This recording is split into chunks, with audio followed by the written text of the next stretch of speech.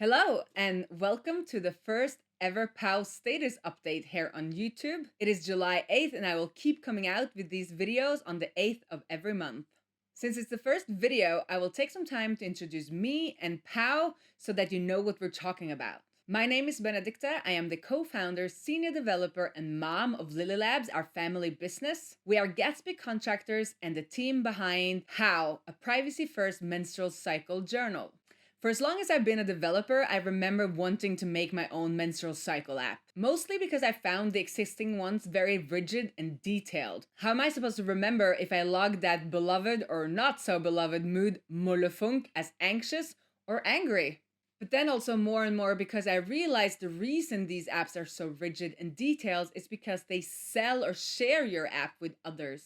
In the beginning of the last year, that would be 2019, the Wall Street Journal could reveal that many of the popular health apps, including period trackers, were sharing data with Facebook Analytics, meaning this in turn could be used to serve you ads based on your health events. Not all of the apps had bad intentions though. Some shared the data with researchers, and we all know that research into female health is very lacking, so this is mostly a positive effort. However, with POW, I wanted to go in the opposite direction. I wanted to make it impossible for me to share your data or even take a sneak peek at it. And this is what we've done with POW. All data is encrypted with your personal key and can only be decrypted with your personal key. With this approach, there's no reason to be rigid or detailed about your data, as we could never sell it. Therefore, with POW, you bring your own terminology. It could be a made-up mood descriptor like my mollefunk, or it could just be words from your own native language. POW is a long way from being what I envision in my head, but I've learned that it's important to send your babies out there in the world and charge real money for it. And this takes us into the status part of this video.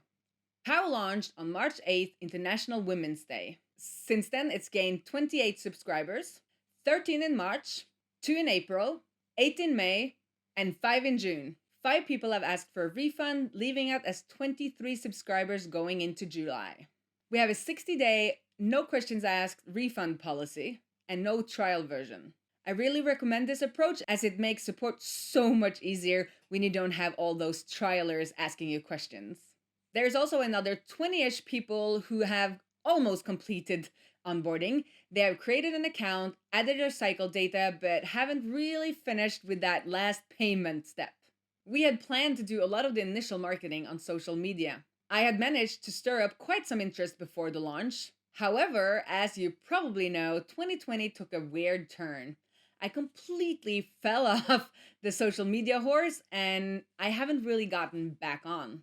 And I don't really know when I will be truly back in that game. The weirdness of 2020 also brought on the need for something with a lower stakes and also faster turnaround time. Thus, this YouTube channel was born.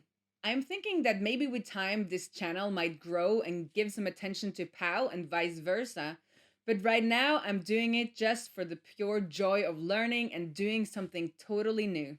This does not mean that we're in any way giving up on POW. The amount of subscribers, the numbers of uncompleted signups, and the conversations I've been having is really encouraging, and I feel that POW is the right product for Lilly Labs. We will just go about it a little slower than we had initially planned. And that's all for this month's status update.